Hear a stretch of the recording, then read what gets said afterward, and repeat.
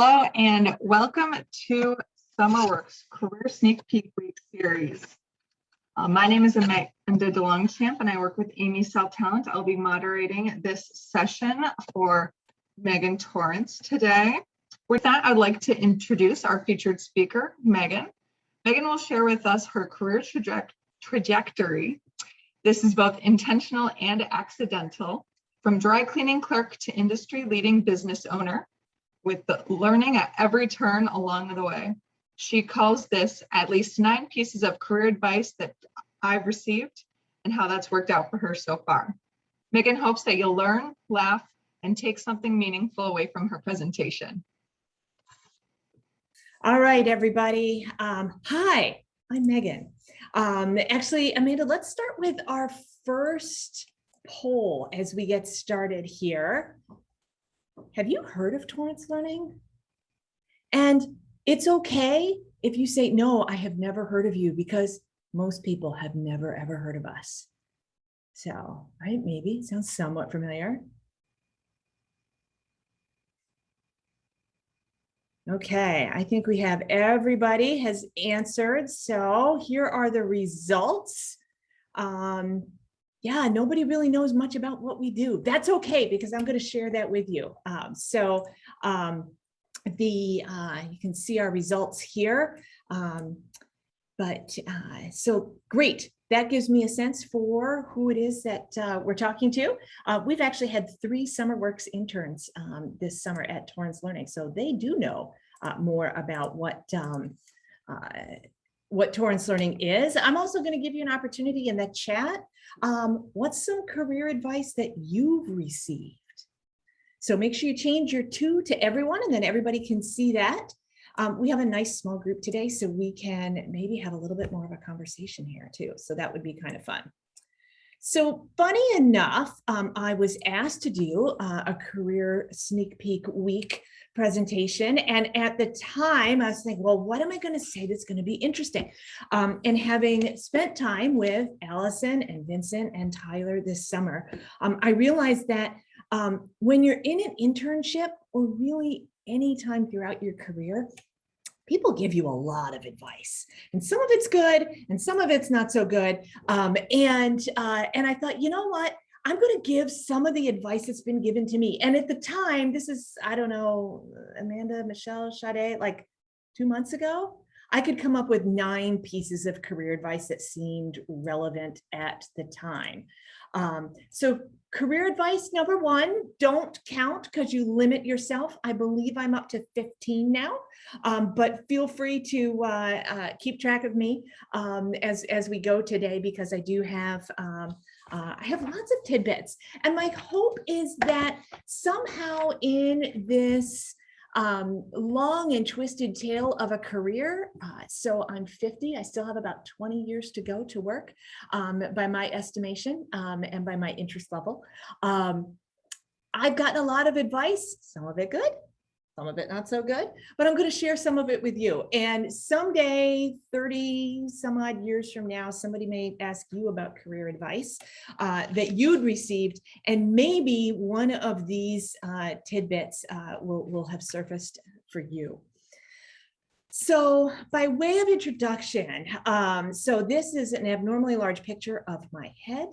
I am the CEO at Torrance Learning. We're based out in Chelsea right now. And we're a team of about 30 people, and we build learning experiences, right? Training for people in the workplace. So not high school, not college or university, not trade school, but once you're employed, if your employer has a way that they want you to do something, we can help teach employees how to do that. Along the way, we've had the opportunity to build out several products that are very, very popular in our marketplace. So first of all, we create training. We actually, if you've taken the letters of recommendation learning experience through your professional development at SummerWorks this summer, that's something that our team created. And it's an extension of one of our product lines. This XAPI cohort thing is actually a 12-week-long learning experience that we've had over 3,000 people engage with, and we do it absolutely free. And it's kind of our give back to our industry, and that's really important for us. This llama thing is a method for doing the work that we do. And not only do we have a great method for doing the work that we do, we actually share it with the rest of the people in our industry. There's kind of a theme here, right? We do a lot of give back because I feel like it's very important to help everybody, and including all the other businesses in the industry, be better. Along those lines, CREW, which stands for Cultivating Racial Equity in the Workplace, is a new learning product that we've made this year, where we are helping companies work with their teams to create an employee population that is diverse, but also equitable and inclusive, and creates a sense of belonging. And this is a course experience that helps people learn how to talk to each other about difficult subjects like race and other areas of marginalization at work, and has individual and group activities. So that was a big fun one for us this summer to have released that. And then I also facilitate courses for Cornell. So Cornell is a large university, and they have a very large professional development arm, and I facilitate courses in women's executive leadership. So I talk about team dynamics, power and gender at work, building a strategic network, and cultivating an executive presence that's very, very effective. So all of those together give me a really interesting set of lenses through which to look at careers and how people grow and develop on the job. And so that's what this is all about today. If you're in marketing, I have also been told by one of our business advisors that, gosh, Megan, that's an awful lot of brands for a little tiny company. So if you're a marketing person and you're thinking, wow, that's a lot of stuff, it is a lot of stuff. Keeps us out of trouble, keeps it interesting. All right, so one of the cool, fun icebreakers that often gets used here at SummerWorks is, what was your first summer job or your first job?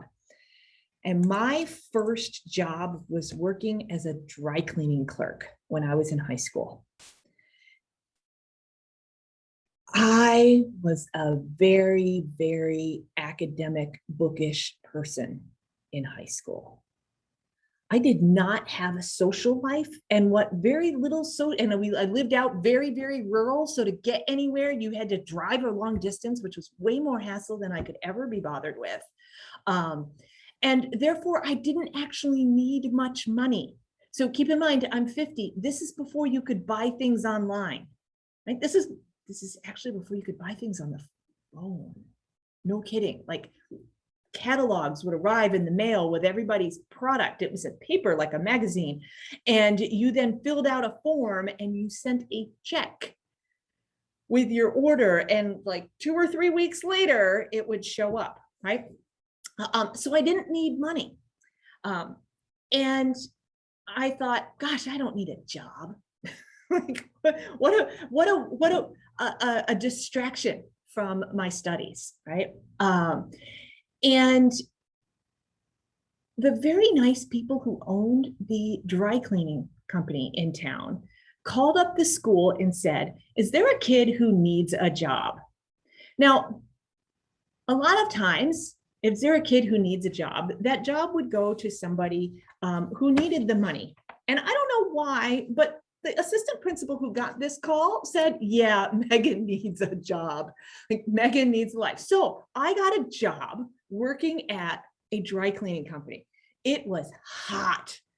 It was smelly. It was probably not really good for my health. But one of the, and nothing to do with my career. So when I was in high school, I either wanted to be a journalist, a French language translator, or a nuclear physicist. Nothing whatsoever to do with dry cleaning. However, one of the things I learned, right, is that good customer service is everything. No matter what job, no matter what you're trying to do, no matter who you define as your customer, good service counts. And here's the thing, right? Good service, right? Everybody thinks, oh yeah, like customers are happier. Wonderful. Yes, absolutely. That's totally true. Second, right? Good service is good for your employer. Your employer cares about people who are kind to the customers and kind to each other. It's good for business. It's also much easier to manage and get along, right? And so think about customer service from that perspective. And then I will also say good customer service is for you, right? Good customer service helps you feel better about the work that you are doing. Good customer service helps you feel happier about yourself, and it makes your customers and your colleagues happier, so everybody's easier to work with. So this one is kind of like foundational advice, right? Good customer service is everything.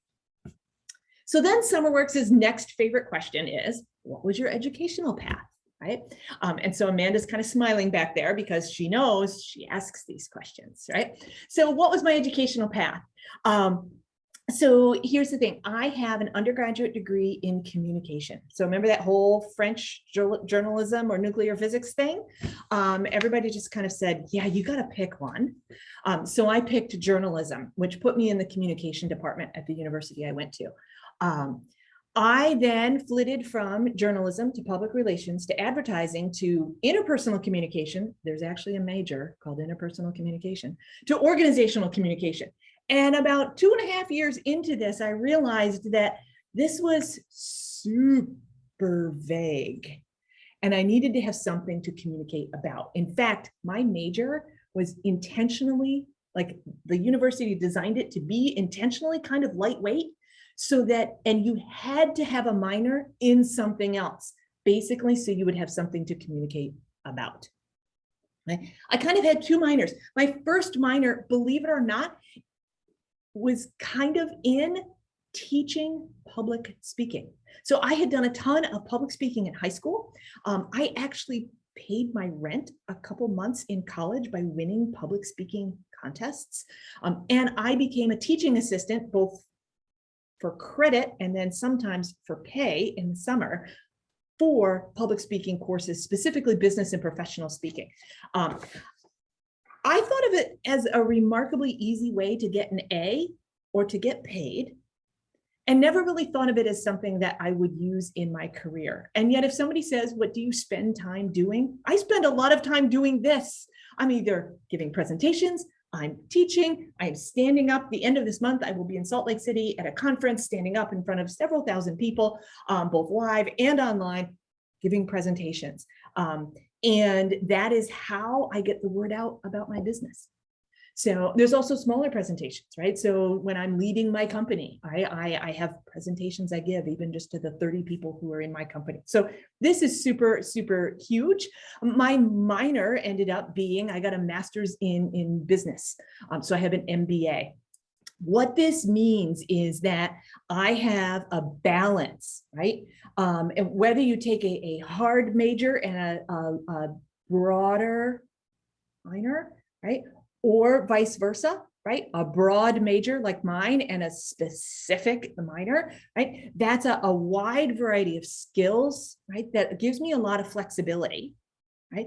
And then I have some foundational things, right? So for me, my foundational is that speaking. I also have foundation in some basic graphic design and visual communication that ended up being way more important than I ever thought they were going to be. Did I need my master's degree for my first job? No, but my undergraduate was so vague that I wouldn't have gotten this, like I didn't use my master's degree in my first job totally, and I did some, right? But my undergraduate was vague enough that I needed that extra little hard edge. So, and if you don't know what kind of hard edge you need on something, so maybe you're an art major, get a business undergrad, business minor. Or vice versa, right? Take a business minor in art or something, or communication or something that might be different for your mind. Love that balance as you go.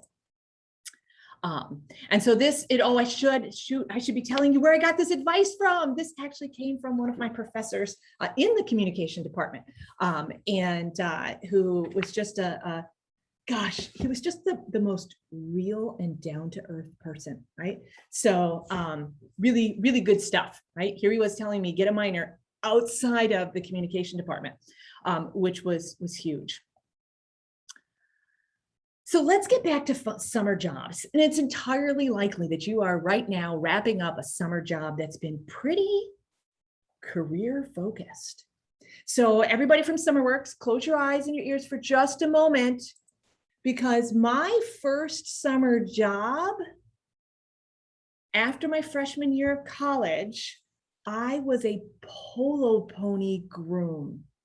I worked probably 10 hours a day, 6 days a week, taking care of, which means, yes, I got paid to feed, clean, take care of, and sometimes ride a dozen polo ponies. Actually, all the time ride. Sometimes I got to play polo. So I will tell you, and this was my dad, who's pretty like hardcore and focused. It's okay to have a summer job that you do just for fun, right? It's okay. I will, because you may not have 3 months to spend getting paid riding horses or whatever your personal equivalent might be once you get out into the quote unquote real world. So I know I sure didn't. And so I look back on this. This horse's name is Manager. He's an all around totally cool guy. So it's kind of funny that more than 30 years later, I can recognize every horse that I took care of that summer. And it's pretty cool that my parents took pictures. Okay, so moving on from the fun aspect, because I will say I don't use a lot of my polo and horse skills on a regular basis, but the inventory of skills that you pick up along the way will be really, really valuable to your career going forward. And so I want you to think about, right? Pause for a moment and think about every job you've ever had, right? Or every big project you've had, right? There's the thing that you did, but then also the about the thing that you did, and you're picking up inventory. So I don't know if you play Minecraft or any of the online games, right? But there's times when you stumble along a pile of loot or a treasure chest of something, and there's something in there that you want, and 3 or 4 things in there that you have no idea what they are, right? But they all kind of go into your inventory, and you've got them. And then sure enough, 4 months later, you actually need that little blob of brown in the bottom right of that particular inventory spot, right? And so that's really important, right? So keep track of your inventory.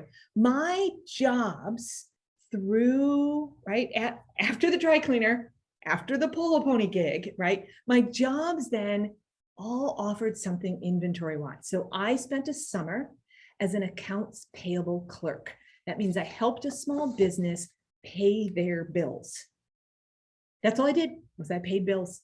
I entered bills, I kept track of bills, I ran checks, I made sure that the boss signed the checks, and then I put them in the mail and sent them. And then I did all the filing.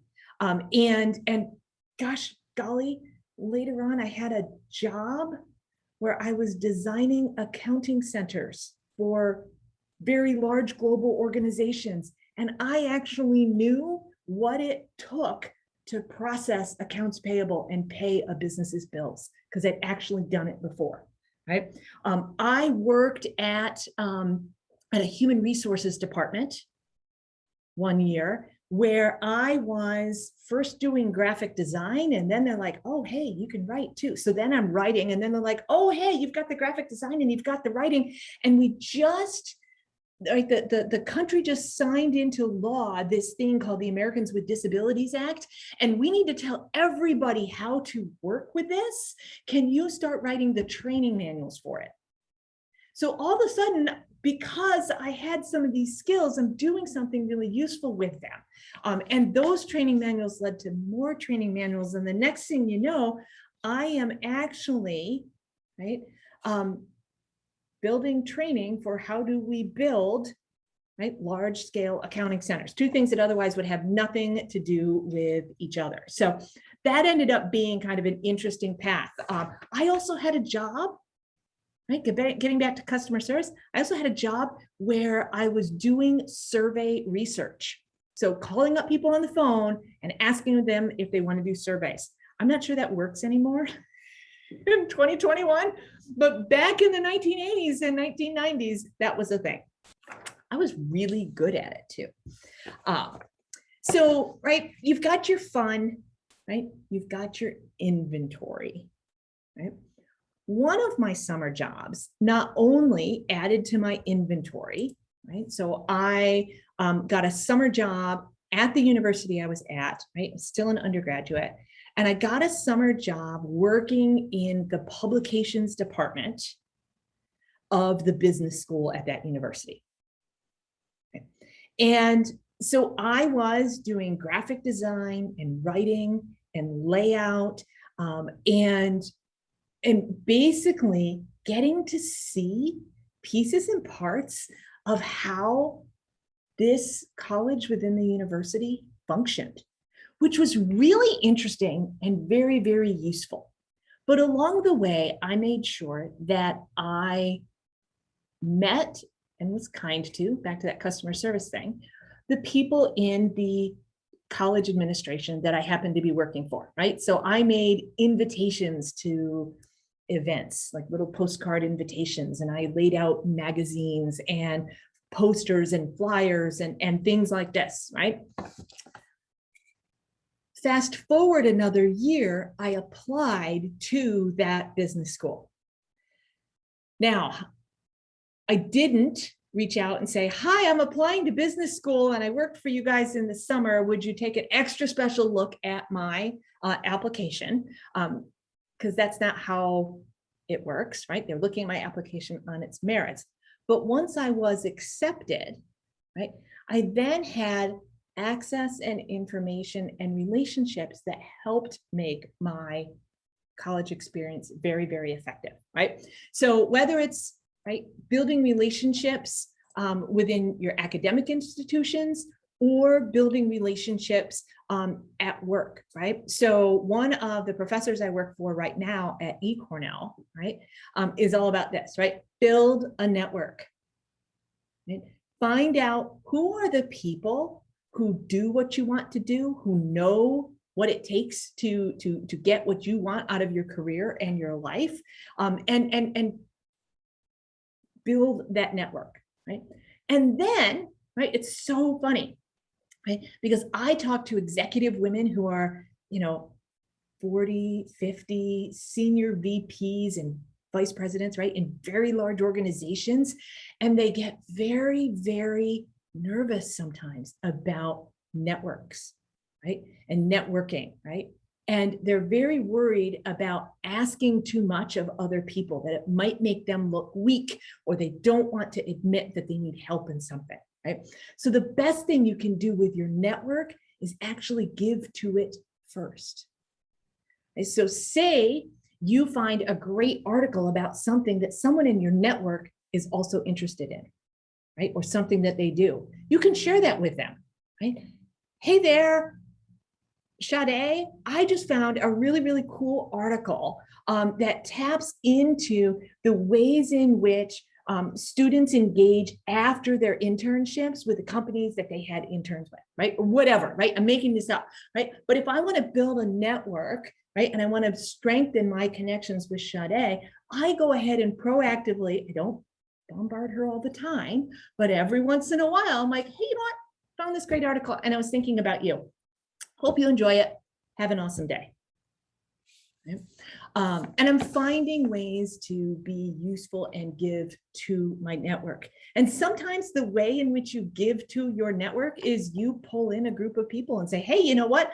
I'm pulling together all the people that I know who happen to be involved with career development or young adult development and I don't know, STEM, right? So I might pull together my, I'm on the board at the Hands-On Museum, right? I might pull together some Hands-On Museum people and Sade and some other people, right? So people that Sade doesn't know, and then all of a sudden, right, I'm creating a group that is interested in the same things, and I've created connections for those people. So that's another way to give to your network. And then in a few months, I may say, hey, Sade, I wonder if you could review this job description for me, because we're looking to hire young people right out of school and want to make sure that we're reaching a diverse audience, but also really focused and localized on Washtenaw County. Can you help me? Well, you know what? She's probably, I can't guarantee, and it's absolutely her prerogative to say, nope, can't help you. Nope, don't have time, whatever. That's totally cool. But right, she's building a relationship with me too, and I haven't had to ask her first. And the last one is respect it, right? There's a fine line between actively engaging your network and really driving everybody nuts because you are on them all the time and engaging them, and they're like, I don't have time for this right now, right? The other thing is that if somebody makes an introduction for you, follow up, right? Follow through, do all the pieces. If somebody says, yes, I'll connect you up with somebody, go ahead and make sure that you follow through on that connection and say thank you, right? So build that network, give to it, ask from it, and respect it. And you don't have to be extroverted to do networking. We can talk networking. If we want to talk, when we get to Q&A, we can talk about networking. Okay, we've gone summer jobs, we've gone university. I don't know how many tips we are up to so far, but the next, we're going to now kind of follow my story into my first job. And you know what? Friends was the first version, the early episodes, right? The early seasons of the show Friends were what was on TV when I started my first job out of graduate school. So I was at a consulting firm where, wait for it, I wrote training manuals for accounting centers. So I pulled all nothing to do with horses, sorry. Although people did find that remotely interesting when we were talking about things, right? But I got the opportunity to build teams, to lead teams, to help people make very big changes in how they do work. And I learned a ton. I happened to have really great opportunities to do big things fast. So at about the age of 24 or 25, I was the project manager in charge of designing software and changing processes for 18,000 people's payroll across the United States and Canada. That was way more responsibility than I think the average 24, and I surely didn't think so at the time. It was a lot of responsibility because if we didn't get it right, people's paychecks were wrong. Right? So this is big. So I made the jump here, right? From accounts payable to payroll, different kind of accounting, right? And I was often interacting with a set of managers who were a decade or more older than me, and I was a peer of them. Now, I wasn't exactly a peer because they had experience, right? So we were doing a similar job, but they'd done that job before a whole bunch of times and I hadn't, right? So I don't want to totally kid myself. I wasn't really a peer. But when we sat down in meetings, I absolutely skewed the average age of the crowd in the room. And my boss at the time was awesome. He wanted to make sure that my voice was heard. He wanted to make sure that I was credible. And he did that by suggesting that I not spend a lot of time highlighting just how absolutely young I was, right? So I didn't talk about Friends with my peers at work. I talked about Friends with everybody on my team, with my actual friends outside. But it was very, very interesting because I realized I was having an experience that was different from the other people in my cohort who were all working with people who were in their early 20s. And I was working with people who were 35 to 40 years old. So I learned to be quiet sometimes. Everybody's sharing stories about their kids. I don't have to share a story in that moment. I can just listen and laugh and learn and pay attention, right? So that was something that was what was really important to me. At the same time, though, right? It is absolutely okay. And his name is Mark Barbie. It was a great first boss. It is absolutely okay to ask for help rather than get yourself stuck. So especially if you are the youngest person in a particular cohort and you know you don't have the experience, it is absolutely okay to ask for help. It is way better to ask for help than to screw it up and not have asked for help, right? So your maturity, right? Your maturity comes from asking for help when you need it. Also at the same job, right? So here was an interesting one. So my mom is a registered nurse, right? She was a labor and delivery and postpartum nurse, which meant she dealt with pregnant women and babies. Like that was my mom's specialty. Honestly, it could not be further away from the work I was doing professionally than my polo pony stuff, right? Like completely different from the work that I was doing, right? But here I come on the scene, right? And in the mid 1990s, right? I can rock the PowerPoint. I can make graphs out of Excel that look good and actually communicate something, right? Which was a new skill to most of the executives that I worked with. Okay? It's as though, and as crazy as that sounds, because I realize even saying it myself, it sounds like completely unrelatable to anything that you might be doing right now. Social media is the equivalent. Instagram is the equivalent, right? So people who are coming out in their careers right now, right? You know, Snapchat and Instagram and Discord and all these other things that the people who are 10, 20 years ahead of you are learning and figuring out. It's not that they don't know it, but they're learning and figuring these things out. So there is a parallel, right? And because I could write and graphic design and use software tools, I had this whole communication thing going for me, right? I actually ended up doing a lot of PowerPoint decks for senior executives. Okay. My mother said, Megan, don't do everyone's PowerPoint slides. That is low-level administrative work, and you have a master's in business and are leading teams. And so my mom had she had a good insight here about how that might be perceived.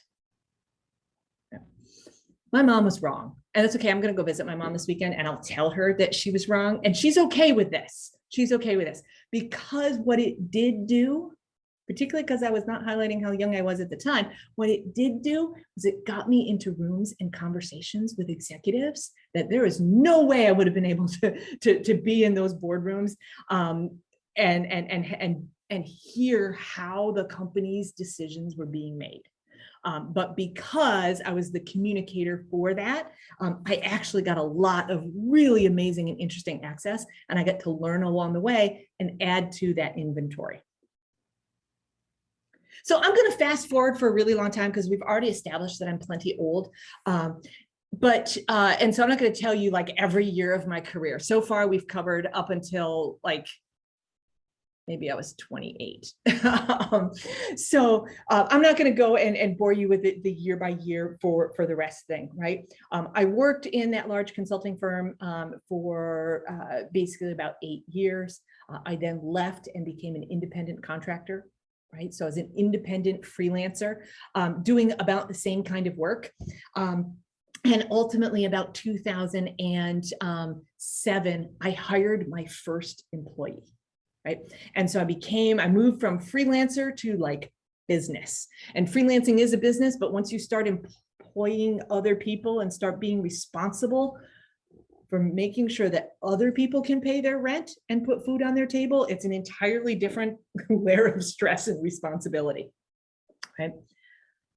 Along the way, right, you're going to have a whole bunch of decisions that you make, right?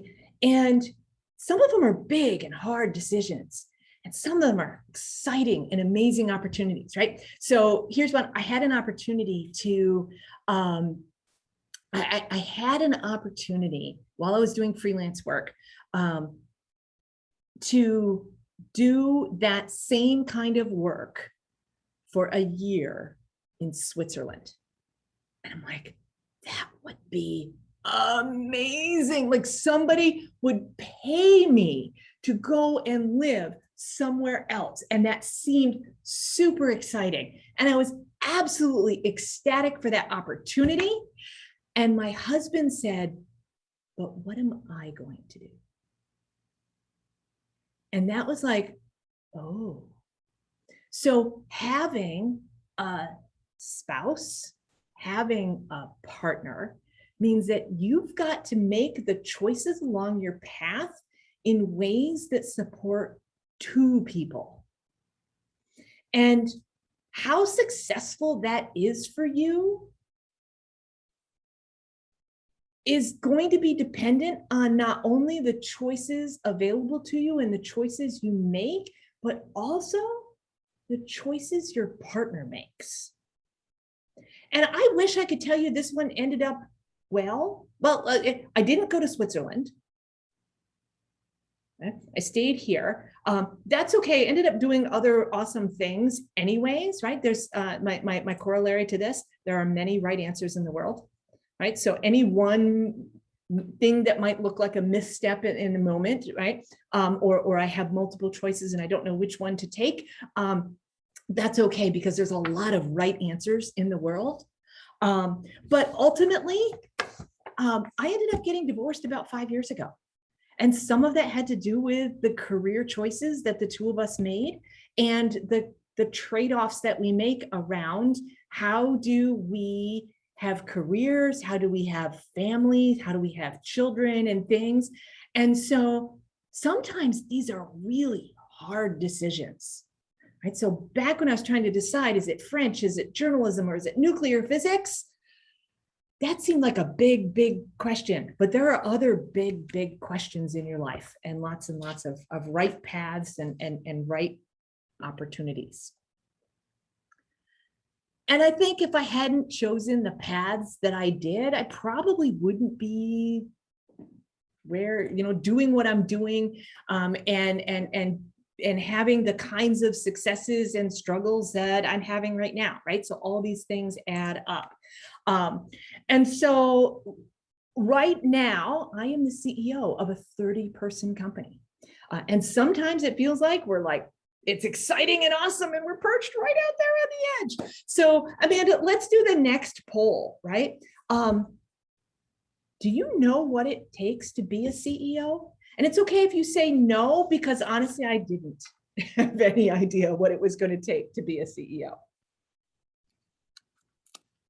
Okay, so everybody's voted, right? So nobody's saying, so I'm going to end the poll and then share the results. So everybody should be able to see, right? Okay. So, you know what? This would have been exactly how I would have answered this when I was in college and university, right? So my entire educational path, my entire life path, my plan was that I was going to be a middle level manager in a large corporation. That's what I am finally honed and trained to be, right? The plan was that's what I was going to have that big steady job that had great benefits and a fat salary, because that's what I was promised in college, right? And my husband wanted to be a farmer, which we both knew wasn't going to make a lot of money, and that's okay. He was going to stay home and he was going to raise the kids and he was going to be a farmer and it was going to be perfect. Until I did the whole thing about becoming a freelancer, and then I no longer had the big fat salary and the really great benefits, and I had to start creating those for myself, and I had to start creating those for the team as I started hiring other people. Right? Is it a big fat salary? I'll tell you, it's not.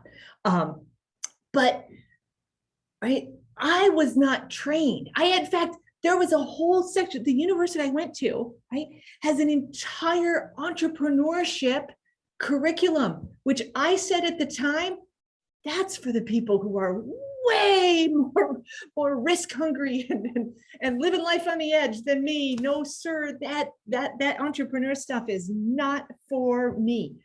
So one of the skills I realized that I needed to have, right, is sales, right? I had to be, in order to have a business, I had to be able to sell.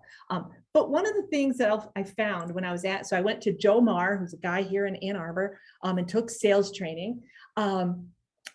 And one of the things I learned there, right, was that I was learning business management skills, not just sales skills. So I use these sales skills in all sorts of places, one of which is feel it, say it, right?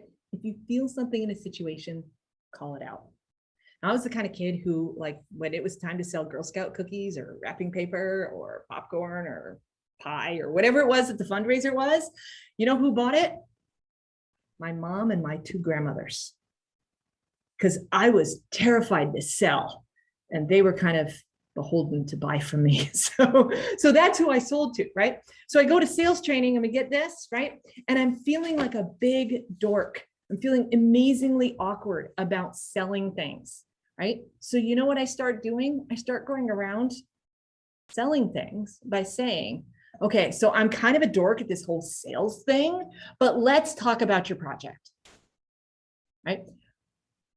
I felt it. I felt like a dork. I said it. Like, okay, everybody, like, I'm kind of a dork. I'm not really good at sales, but let's just talk about this thing. And you know what? Actually, that works. That absolutely works because it frees yourself from the tension to be something that you're not. It calls it out and it's like, hey, you know what? I may make mistakes along the way. Just bear with me. We've all acknowledged I'm a dork. We can get through this, right? That was, I owned that for the longest time, right? I'm a learning geek. Right, whatever, right? And so Michelle, right, I was feeling this awkwardness, this dorkiness, and I just said it. And then I got to a point in my career, right, where one of my mentors, his name is Paul Schisler. He's actually about to sell his business and retire someday, right? He finally one day, right, stood in front of me, started wagging his finger. Don't tell people you're a dork, Megan. They're looking for a leader, right? They want somebody, right? They're going to trust, and that's not a dork. So he was absolutely right. And I haven't, except for today, right, called myself a dork in public since then, right? I still, if I feel it, I say it, but I don't kind of call myself out as a dork, right? So sometimes the advice you get is going to change over time, or you're going to need something different over time. And you're going to need people in your network who call you out and who give you that advice that you need to hear in the moment. And just a heads up, Megan, we have just a few minutes left before Q&A, about 5 minutes. Fantastic. Awesome. Right. So, right, have people online with you who call it out and say, hey, Megan, you've got 5 more minutes. Right. So as you build your network, I'm going to come back to this, right? As you build your network, right? Also consider building a network outside of the field that you're working with. One of my very best friends is a professional photographer, Michelle Massey Barnes, right? And she and I bounce ideas off each other all the time. And you know what's amazing about the advice and insight I get from Michelle, and hopefully the advice and insight I give to Michelle, we'll have to ask Michelle this, right? Is that she's not so wrapped up in what traditionally works in my industry and what traditionally works in my size company, what traditionally works in the space that I work in.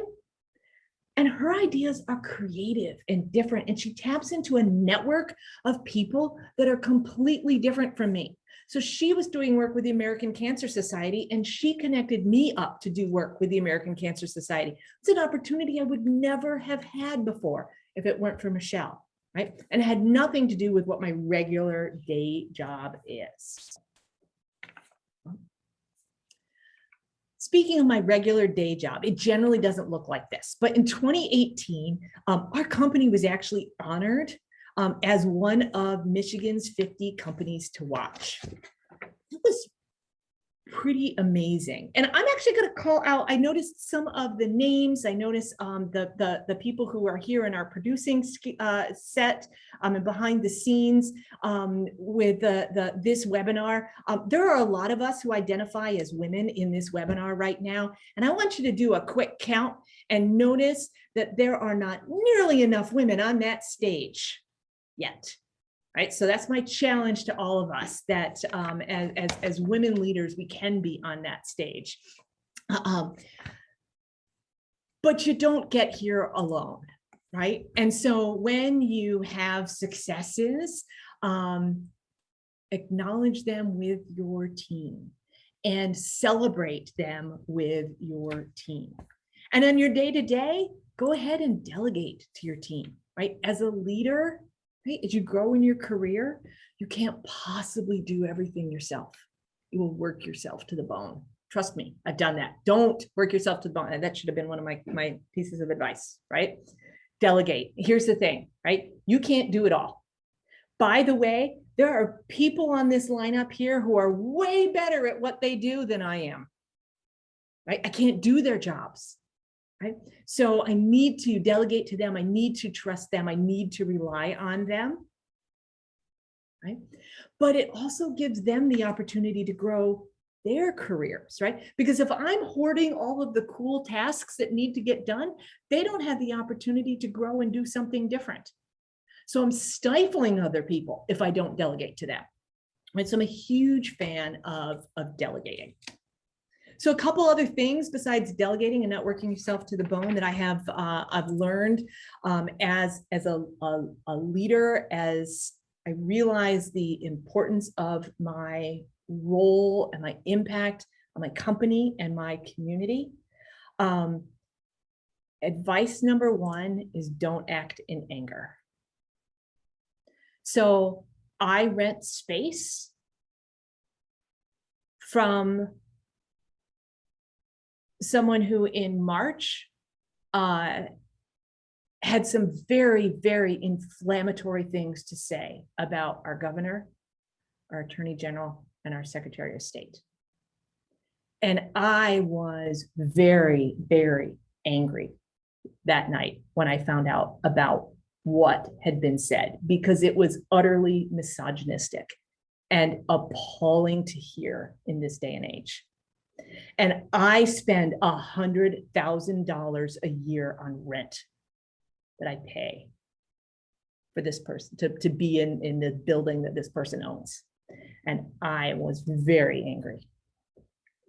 And I very deliberately turned off my phone and my laptop. I was not on social media, and I took no action while I was that hot and that angry. And instead, what we did was we took our very public windows in that space and we opened up a conversation about inequities and gaps in opportunity and pay for women, for people of color, for LGBTQIA, and a whole variety of other marginalized populations. And so by not acting in anger, I didn't risk the company on a bad decision I might have made, right?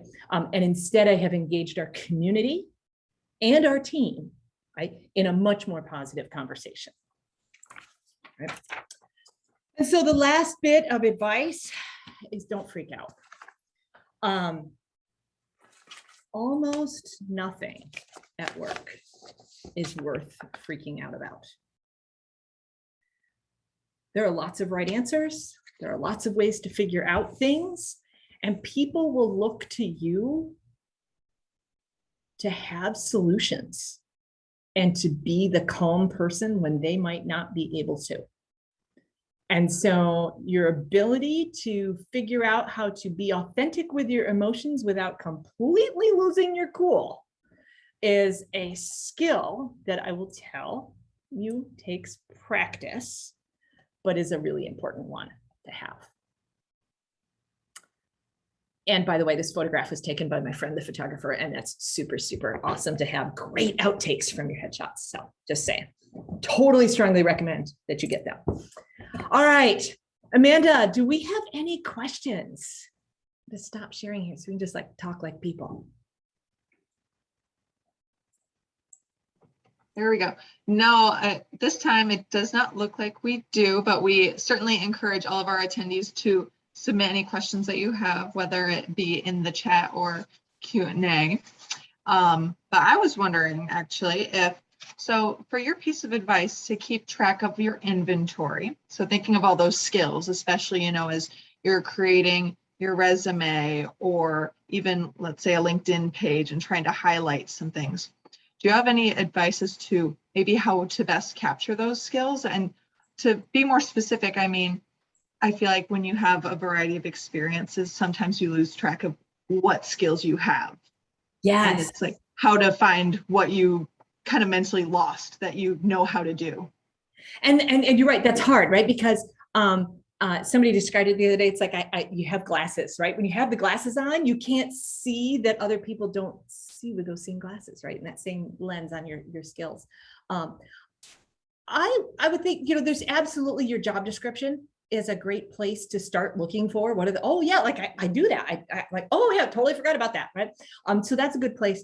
I think the other thing might be to step back and think about what makes me good at this job? What are some of the things that make me effective here that might not be a skill that somebody else has? And it's probably something that's not on the job description, right? But it's something that you realize that you have. Perfect, thank you. And then how do you keep track of your work-life balance? Or maybe you're more of a fan of integration? Yeah, I think integration is what we call it. So I will say, having founded the company and built it from a very small company up into something larger, it feels like almost everything I do is part of it. I say probably a third of my wardrobe has the company logo on it, right? So I mean, it's very. I find it hard sometimes to separate, like even somebody, we have a big open space in our office, and somebody once was like running yoga classes out of it, like, oh, yoga, great, I'll do yoga. Well, here I am in the office and I'm doing a triangle pose and I'm looking at our whiteboards that have lists of things that need to be done. This is not relaxing, people. So getting out of the office, I do enforce, for example, Friday night. I do not work Friday nights. I'm out. And I do things that make it difficult for me to think about other things. So I play ice hockey, or I do, a lot of the activities I do are hard to think about work. It helps me separate. Perfect. That's good advice. And especially the setting the time to step away. Yeah. I think having those boundaries. Now, what does your typical day look like? My typical day, now that we're in kind of pandemic land, my typical day looks like 10 hours of Zoom. I am, so it's interesting. At work, we've been reflecting lately. Some of our team members have 4 or 6 hours of no meetings. Like they have a thing to do, they do a bunch of work, they have that time blocked off. And some of us, me in particular, the work that I do gets done by communicating with other people. So whether it's, this afternoon, for example, I have a kickoff meeting and I have a sales meeting, and then I have a follow-up meeting. So it's a lot of meetings, but that's where my work gets done. Perfect. Thank you so much. And then I just wanted to point out to all of our attendees that I just popped a couple of resources into the chat box. It includes Megan's contact information that she said she is happy to share with everyone, such as her LinkedIn profile and her website and work email. And then torrancelearning.com/jobs as another great resource for any of you to check out. Awesome. Thank you, Amanda. Of course. And then we'll do one last question with our couple of minutes left. So where do you see yourself and Torrance Learning even in the next 10 years? Oh, cool. Good question. Good question.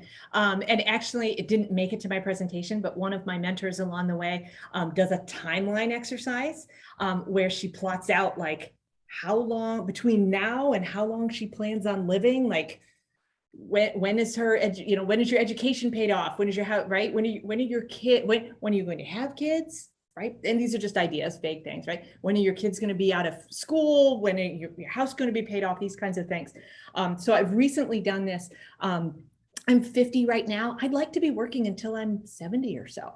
So in 10 years, that's the point at which my goal is to be less day to day and have this company able to really run itself and do a lot of that so I can be off. I'd like to have several businesses, all that are related to what we do here, and to have those be opportunities for our team members to grow their careers or people in the community to have opportunities for jobs too. I was muted. That's awesome. Thank you so much for sharing, Megan. I really appreciate it. And so I'd like to thank our featured speaker, Megan Torrance, for sharing her time and talent with our audience today. We hope that you all took copious notes. I know one of my favorite things that I wish I knew before was the idea of having a fun summer job. I really wish I pursued that. I mean, I worked as a host at a Chili's over by Great Lakes Crossing Mall, for those who are familiar. So I actually had a lot of fun with that and made some great connections. I thank our audience for joining us today. Please take a moment to respond to the survey that we'll distribute to you. Should receive it in about the next 24 hours. Your feedback will be used for learnings and plans for the next year. And then for future reference, all of our SummerWorks Career Sneak Peek series videos will be housed on the SummerWorks YouTube page. We wish you all of the best in your future career endeavors. Thank you so much, everybody. Thanks everybody for joining us. Bye.